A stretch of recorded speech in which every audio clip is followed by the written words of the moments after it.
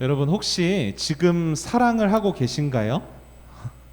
여러분들 중에 이 질문을 딱 듣고 고민을 하기 시작했다면 아쉽지만 고민한 그 사람은 지금 사랑과는 조금 거리가 먼 삶을 살고 있는 거겠죠.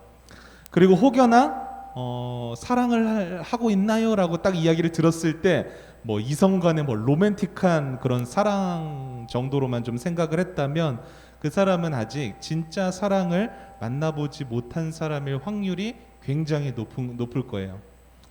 여러분들은 사랑을 뭐라고 생각하시나요?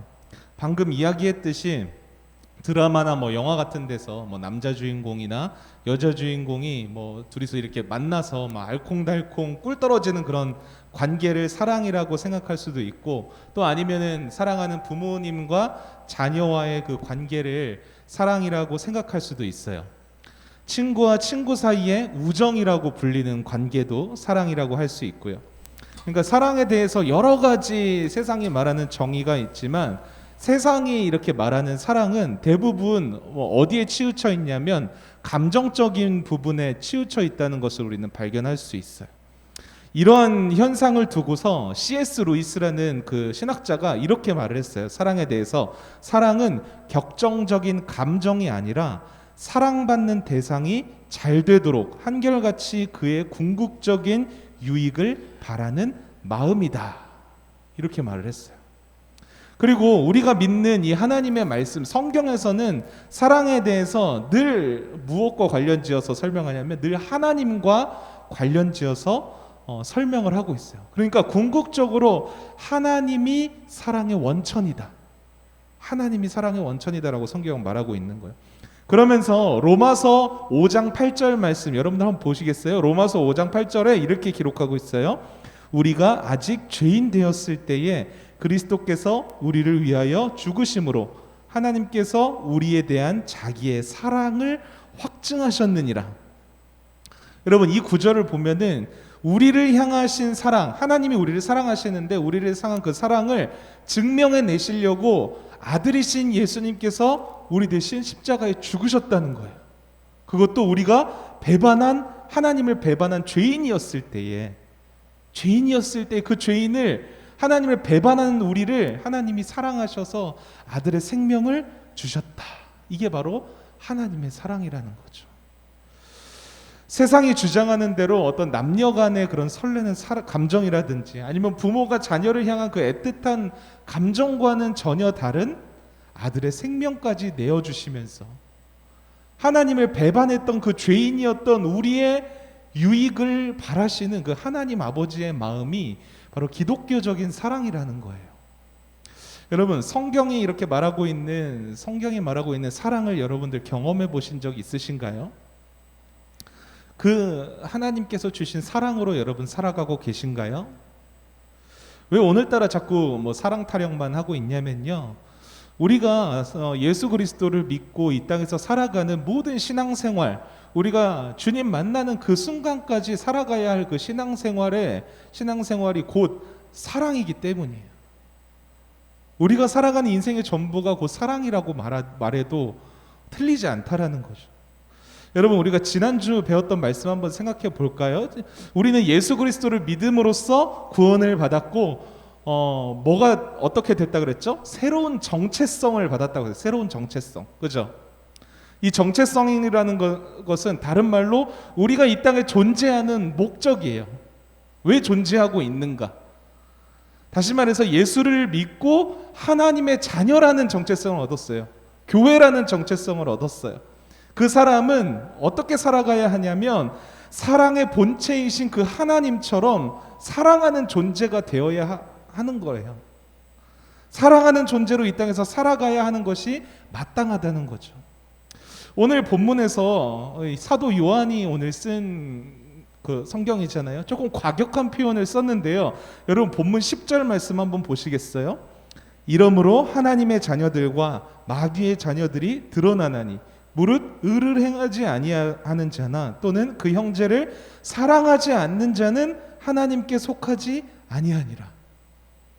여러분 이 구절을 보면 하나님의 자녀와 마귀의 자녀를 구분 짓고 있어요. 근데 그 기준이 뭐예요? 사랑이에요, 사랑. 삶 가운데서 사랑이 드러나는 사람, 하나님의 사랑을 실천하며 사는 사람은 하나님의 자녀이고, 그렇지 않는 사람은 누구의 자녀예요? 마귀의 자녀라는 거예요. 여기서 말하는 사랑은 감정적인 그런 사랑이 아니에요. 하나님으로부터 시작된 그 성경적이고 기독교적인 사랑이에요. 여러분, 이 말씀 들으니까 어때요? 좀 무섭지 않나요? 왜 무섭다고 느껴지죠? 우리의 모습을 돌아보니까 그 사랑이 없는 거예요. 그렇다면 나는 마귀의 자녀인가? 이런 무서운 의구심이 들게 되는 거죠. 여러분, 이 말씀대로 예수님을 믿지 않는 사람들, 그러니까 마귀의 자녀라고 표현한 이 사람들은요, 절대로 사랑을 할 수 있는 사람들이 아니에요. 왜냐하면 모든 사람들은 태어나면서부터 아담으로부터 물려받은, 흘러내려온 그 죄성이 있기 때문이에요. 이 죄성 때문에 죽음과 그 도덕적인 부패와 하나님과 멀어지는 삶을 살아갈 수밖에 없어요. 모든 사람은요.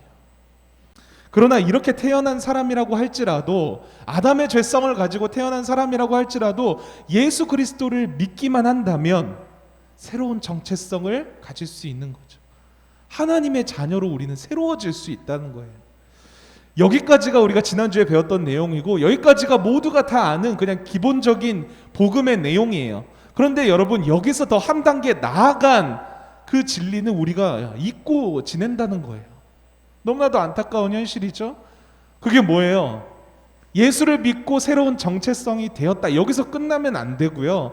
한 단계 더 나아가서 그 하나님의 자녀된, 교회된 정체성을 가진 우리는 사랑하는 존재가 되어야 된다는 거예요. 사랑하는 존재. 그런데 여기서 우리는 걸리게 되죠. 이상하다. 나는 예수는 믿기는 하는데 내 모습을 보면은 하나님의 사랑이 나타나지 않는 것 같다는 거예요. 그러면은 도대체 나는 뭔가, 내 존재는 하나님의 자녀인가 마귀의 자녀인가? 정체성에 혼동이 온다는 거죠. 여러분들은 어떻게 생각하시나요? 자, 여기 한 가지 우리가 해답으로 가는 방향을 한번 잡고 갈게요. 여러분, 구원이라는 것은요, 예수 그리스도를 믿음으로써 단번에 얻어지는 거예요. 단번에. 그러니까 예수님을 몇 번, 막 10번, 우리가 쿠폰, 카페 가면 쿠폰 10번 찍으면 아메리카노 하나 공짜로 주듯이 뭐 10번 믿어야지, 뭐를 증명해내야지 구원을 얻는 게 아니라요, 예수 그리스도를 정말 진실하게 나의 구세주로 믿고 고백하고 그분을 따르는 자들은, 영접하는 자들은 하나님의 자녀가 되는 권세를 바로 얻는다는 거예요. 단번에. 구원이라는 것이 그래요. 그러나 그 구원은요, 단번에 완성되지는 않아요. 단번에 얻지만 단번에 완성되지는 않는다는 거예요. 이 말은요, 우리가 믿음으로써 얻는 구원이 뭐 불완전하다, 불완전한 구원이다, 뭐 50% 반쪽짜리 구원이다, 이런 얘기가 아니라요, 구원의 완성은 다른 얘기예요. 구원의 완성은 우리가 평생에 걸쳐서 주님을 만나는 그날까지 진행되는 과정에 있다라는 사실을 우리는 기억해야 한다는 거예요. 무슨 말이냐면, 예수님은 나는 지금 예수님을 믿고 있지만 지금 당장 우리의 모습에 사랑이 없는 것을 깨달았을 때 나는 예수를 믿는데 그런데 내 삶에는 사랑이 많이 나타나지 않는데, 이것을 깨달았을 때에 마음 가운데 찔림이 와야 정상이라는 거예요. 부딪힘이 와야 정상이라는 거예요. 적어도 사랑이 없는 내 모습을 돌아보면서 마음 가운데 찔림이 있고 애통함이 있고 부끄러움과 돌이키려는 그 마음이 생겨야지 우리 안에 예수 그리스도의 그 복음의 씨앗이 있다는 증거가 된다는 거예요. 이것과는 다르게 나는 예수는 믿는데 사랑이 없는 것을 깨달았어. 그 깨달았음에도 불구하고 전혀 아무렇지도 않고 용서와 자비 없는 내 삶의 모습이 그냥 당연하게 여겨지고 그렇게 계속 살아도 아무 문제 없다면, 여러분, 우리 믿음을 다시 한번 해봐야 돼. 돌아봐야 한다라는 거예요. 여러분들의 상태는 어떤가요? 오늘 이 말씀을 대하면서 우리 자신의 믿음이 어떤 위치에 있는지를 한번 점검해 봤으면 좋겠어요. 이웃을 사랑하며 늘 하나님을 사랑하는 존재로 살아가는 그런 위치에 내가 있는지, 아니면 아직도 누군가를 사랑하는 게 힘들어서 그런 자신을 돌아보니까 마음이 아픔이 있고 찔림이 있고 부끄러움이 있는 그런 상태에 내가 있는지, 아니면 그것도 아니면 아무런 감각도 없는 그런 무감각한 상태에 있지는 않는지, 여러분들의 상태를 한번 돌아봤으면 좋겠어요. 여러분, 그리스도 안에서 새로운 생명, 그러니까 우리가 새로운 정체성을 얻은 사람들의 특징이 뭔 줄 아세요? 점점 우리가 살아가면 살아갈수록 사랑의 본체이신, 사랑의 본이신 예수 그리스도를 우리가 닮아가게 된다라는 거예요. 이건 우리가 닮아지고 싶다, 예수님 너무 멋있어, 닮아지고 싶어, 막 이래서 닮아지는 게 아니라요, 하나님께서 그렇게 우리 가운데 일하시기 때문에 우리가 닮아가는 거예요. 무슨 말이냐면, 우리가 예수님을 믿는다고 해서 그 믿는 순간에 단번에 우리가 예수님처럼 되지는 않아요. 우리가 예수 그리스도를 믿고 교회에 나오고 성도라고 이렇게 등록을 하잖아요. 그러면은 당신은 크리스찬입니다 하잖아요. 그게 무슨 말이에요? 그리스도인입니다 라고 하잖아요. 그런데 그리스도인이라고 불리기는 하는데 그리스도의 모습이 당장 우리 안에 딱 반영되지는 않는다는 거예요. 예수님처럼 바로 살아갈 수는 없다는 거예요. 여러분 아까 말했죠. 구원이 평생에 걸쳐서 완성된다라고 말했죠. 그것과 똑같은 개념이에요. 지금 예수님을 믿고 세례를 받고 하나님의 자녀가 됐다고 할지라도 당장 우리의 모습은 바뀌지 않을 수도 있다는 거예요. 세상 사람들과 전혀 구별되는 게 없을 수도 있다는 말이에요.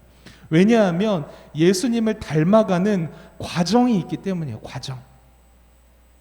하나님이 일하시는 과정이에요. 이것은 인생이라는 전체의 시간, 여러분들 뭐 학교에서 그런 거 해봤죠? 인생 그래프 X축 Y축 쭉 그려놓고 뭐 한 살부터 뭐 100살까지 해서 뭐 이렇게 쭉 인생 그래프 그리잖아요. 그죠? 그 인생 그래프를 쭉 놓고 본다면 예수님을 믿는 순간부터 우리의 신앙의 그래프가 시작이 되죠. 그리고 하나님의 나라에 가는 순간까지 신앙의 그래프를 쭉 그릴 수 있을 거예요. 우리는 주님을 만날 때까지 이 평생에 걸쳐서 신앙의 굴곡진 인생, 어느 때는 올라가고 어느 때는 내려가고, 뭐 어떤 시기에는 주님과 막 친밀하게 막 관계 유지하고 예배도 잘 참석하고 큐티도 하고 막 기도도 열심히 하면서 예배 때마다 막 눈물 콧물 다 쏟아대면서 예수님처럼 감격에 찬 신앙생활을 하는가 하면은 또 어느 시기에는 어떻게 돼요? 푹 꺾이죠. 푹 꺾여가지고 한없이 주님과 멀어져서 완전 예수님과는 반대되는 그런 삶을 살아갈 때도 있어요. 그러나 여러분, 중요한 것은 뭐냐면요, 하나님께서 우리의 이러한 인생에서 일하시면서 굴곡은 있을지언정 결국에는 하나님께서 우리를 어디로 끌고 가시냐면 예수 그리스도의 그 장성한 분량에 이르기까지 우리를 온전하게 다듬어 가신다라는 것을 우리는 기억해야 돼요. 때로는 우리를 말씀으로 깨닫게 하시고, 때로는 기도를 응답해 주시면서, 또 때로는 어떤 수련회나 어떤 부흥회를 통해서 우리를 깨닫게 하시고요. 놀라운 것은 누군가와의 관계, 대화를 통해서도 그걸 깨닫게 하세요. 하나님의 뜻을.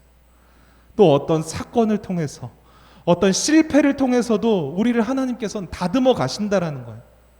어떻게 다듬어 가세요? 예수 그리스도를 닮아가는 모습으로 다듬어 가시는 거예요.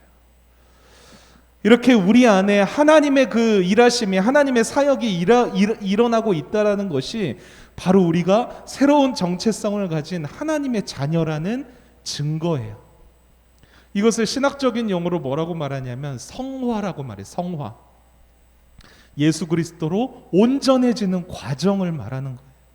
제가 지금 왜 이런 성화의 과정을 여러분들에게 설명하고 있냐면요, 지금 당장 내 모습에 하나님께서 보여주신 그 사랑이 없다고 할지라도 하나님이 내 안에서, 내 인생 가운데서 역사하고 계시다라는 그 흔적과 그 성화의 과정 속에 있다라는 믿음이 나에게 있다면 나는 마귀의 자녀가 아니라는 거죠. 하나님의 자녀라는 거죠. 그것을 여러분들에게 알려주고자 함이에요. 그런데 여러분, 예수님을 믿지 않는 사람들은요, 이런 성화의 과정이 없어요. 그들에게는 하나님이 일하시지 않기 때문이에요. 그래서 예수님을 모르는 사람, 아니면 예수님 복음을 들었음에도 불구하고 그 복음을 믿지 않는 사람들, 이런 사람들에는 중심에는요 뭐가 가득 차 있냐면 늘 증오심이 가득 차 있어요. 미움과 다툼과 시기와 질투, 이것으로 가득 차서 사랑 없는 모습으로 살아가요. 여러분, 세상이 왜 이렇게 갈수록 각박해지고 살기 어려워지는 줄 아세요? 요즘 뉴스를 보면 그러잖아요. 옆에서 범죄가 일어나고 있는데도 그거 그냥 모른 척하고 지나가요. 내가 손해볼까 봐, 괜히 얽혀가지고 내가 잘못될까 봐. 이런 세상이에요. 왜 이렇게 살기 어려워지는 줄 알아요? 점점 하나님의 사랑이 점점 사라지고 있기 때문이에요. 이 땅에서 교회 다닌다고 하는 소위 크리스찬들이라고 하는 사람들에게도 하나님의 사랑이 희미해져 가고 있기 때문에 그 어디에도 이 세상을 보면은 마음이 둘 곳이 없는 거예요. 사는 것보다 죽는 것이 더 낫다고 하잖아요, 여러분. 그렇게 생각할 정도로 인생의 궁지에 몰려 있는 사람들이 우리 주변에 얼마나 많이 있어요. 여러분, 우리는 이런 사랑 없는 세상 가운데서 하나님으로부터 시작된 그 생명까지 주시면서 우리를 구원하신 참된 사랑을 우리가 세상 가운데 흘려보냄으로써 망가져가고 죽어가는 세상을 회복시키는 사명이 우리에게 주어졌다라는 거예요. 여러분, 이 사실을 우리는 기억해야 돼요. 그리고 이 사명을 감당하기 위해서 가장 먼저 우리가 뭘 해야 하냐면요, 우리가 먼저 그 하나님의 사랑으로 충만해져야 돼요. 여러분, 우리가 하나님의 자녀라는 증거는요, 단순하게 나 하나님의 자녀라는 증거를 어떻게 여러분 증명할 수 있겠어요? 뭐 다른 사람들보다 죄를 덜 짓는다든지, 좀 착한 말투를 쓴다든지, 아니면 성경책 이렇게 옆에 끼고 다니면서 교회 왔다 갔다 하는 걸로 하나님의 자녀라는 게 증명될 수 있나요? 아니에요. 증명될 수 없어요. 여러분, 성경 퀴즈를 얼마나 잘 풀고 뭐 성경 몇 독했느냐, 뭐 10독했고 100독했고, 이것으로도 여러분 증명될 수 없는 거예요. 뭘로 하나님의 자녀라는 게 증명될 수 있냐면요, 이웃을 얼마나 사랑하고 있느냐, 하나님께 받은 그 사랑을 이웃들에게 흘려보내느냐, 그 사랑이 넘치는 삶을 사느냐, 이것으로 여러분 증명된다는 것을 우린 기억해야 돼요. 그렇다면 우리는 어떻게 하나님의 사랑으로 충만해질 수 있죠? 지금 당장의 내 모습에는 사랑이 전혀 없거나 아니면 아주 조금 좀 편협적으로 몇몇 사람들에게만, 가족들에게나 아니면 친한 친구들에게만 한정해서 사랑하고 있는데, 어떻게 성경에는 그러잖아요. 원수도 사랑하라. 이 말씀처럼 어떻게 어떠한 이웃에게도 동일한 사랑으로 내가 대할 수 있을까? 어떻게 대할 수 있을 것 같아요? 먼저는 예수 그리스도를 통해서 우리에게 보여주신 하나님의 사랑을 우리가 깊이 경험해야 돼요. 여러분, 하나님의 사랑은요, 우리가 아까 로마서 말씀을 통해서도 봤듯이 예수 그리스도의 그 십자가 죽음을 통해서 확증되었다고, 증명되었다라고 말하고 있어요. 우리가 알고 있는 사랑의 수준은요, 그냥 이웃에게 조금 관심을 표하고 어려운 이웃들을 그냥 도와주는, 뭐 재정적으로 도와주거나 아니면 봉사를 하거나 그런 수준에서 그치지만요, 하나님의 사랑의 수준은 어때요? 생명을 다 내어주셨어요. 생명을 주시기까지 다 내어주신 희생과 헌신을 그 사랑 안에 담아내고 있다라는 거예요. 여러분, 우리가 이런 사랑을 하기 위해서는요, 예수님이 어떠한 순종으로 우리를 구원하셨는지를 깊이 묵상하고 경험해 봐야 돼요. 나 같은 이런 못난 죄인을 구원하시기 위해서 여러분, 십자가의 고통이 얼마나 깊을까요? 한번 생각해 보셨어요?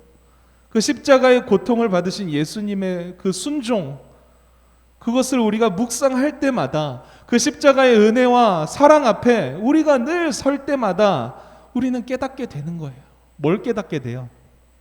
아, 많이 아프셨겠다. 이걸 깨닫나요? 아니에요, 여러분. 십자가 앞에 섰을 때 우리가 깨닫는 것은요, 딱 하나밖에 없어요. 아, 나는 정말로 사랑할 수 없는 존재이구나. 나의 힘으로는 절대로 사랑할 수 없구나. 나 스스로는 절대로 남을 위해서 희생하지도 사랑하지도 예수님처럼 살지도 못하는 그런 연약한 존재이구나. 여러분, 이 사실만 깨달을 뿐이에요. 예수님의 사랑을 경험하고 십자가의 은혜를 발견했다고 우리가 우리의 힘으로 사랑할 수 있을 것 같아요? 그렇지 않아요. 예수님의 사랑을 느끼면 느낄수록, 경험하면 경험할수록 우리는 뭘 느끼게 되냐면 더욱더 우리가 사랑할 수 없는 존재이고 우리가 더욱더 연약한 존재라는 사실밖에는 깨달을 수가 없는 거예요. 여러분, 이것을 근데 먼저 깨달아야 예수 그리스도께서 죽으신 그 십자가의 공로만을 우리가 붙잡고 그 십자가의 공로를 힘입어서 그 능력으로 우리는 사랑할 수가 있는 거예요. 여러분, 사랑은요, 받아본 사랑만이 할 수 있는 거죠. 더 정확하게는 사랑을 받았기 때문에 사랑할 수 있는 거예요. 무슨 말이냐면요, 우리가 이웃을 사랑한다라는 것은 우리의 믿음이 좋아서 우리가 넉넉한 마음을 가져서 사랑할 수가 있는 게 아니라요, 오히려 우리는 사랑할 수 있는 힘이 없지만 하나님이 우리를 먼저 사랑하셨기에 그 사랑으로 사랑할 수 있는 거예요. 내 안에 있는 사랑으로 사랑하는 게 아니라요, 하나님께 받은 사랑으로 사랑할 수 있는 거라고요. 여러분, 우리나라의 전통적인 말 중에 내리사랑이라는 말 들어보셨죠? 내리사랑. 사랑은 위에서 아래로 흐른다. 부모님이 자녀를 사랑하고 또 그 자녀들은 나중에 또 커서 부모가 되어서 낳은 자녀들을 사랑하고, 이렇게 쭉 내려오는 이 내리사랑이 기독교의 사랑과 아주 비슷해요. 그러니까 하나님으로부터 시작된 사랑이 예수님을 이 땅에 오게 하셨어요. 그리고 그 예수님은 우리를 향해서 하나님의 사랑을 보여주시기 위해서 십자가의 길을 걸어가셨어요. 하나님은 그 사랑을 우리에게 경험케 하기 위해서 십자가에서 죽으신 예수님을 어떻게 했어요? 다시 일으키셔서 부활시키셨어요. 그래서 우리는 예수님의 십자가 죽음과 부활을 통해서 완전하신 그 하나님의 사랑을 풍성하게 누릴 수 있게 되었다라는 거예요. 죄에서 자유함을 얻었고요, 죄인의 신분에 있었던 우리가 하나님의 자녀라는 신분을 얻게 되었고요, 뿐만 아니라 이 땅을 살아가는 동안 언제나 하나님께서 나와 함께 하시는 그 임마누엘의 축복을 우리가 누리게 되었어요. 궁극적으로는 하나님의 나라를 우리가 소유하게 되었다라는 거예요. 하나님의 나라. 하나님은 예수님을 통해서 모든 사람들이 이 하나님의 사랑을 경험할 수 있도록 해주셨어요.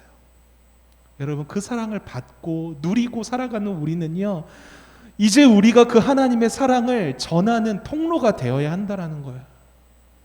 우리가 그리스도를 닮아가도록 다듬어지는 것이 하나님의 사역이듯이 우리가 우리의 힘으로 사랑하는 것이 아니라, 우리의 능력과 우리의 일함으로 열심으로 사랑하는 것이 아니라, 우리는 그저 그 하나님의 사랑의 통로가 되어서 그 하나님의 사랑을 상처 입은 이웃에게로, 망가져가고 다 상해가는 그 세상 가운데로 하나님의 사랑을 흘려 보내줘야 된다는 거예요.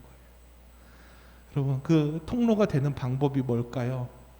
예수님이 하나님의 사랑의 통로가 되어서 우리를 구원하셨던 것과 똑같아요.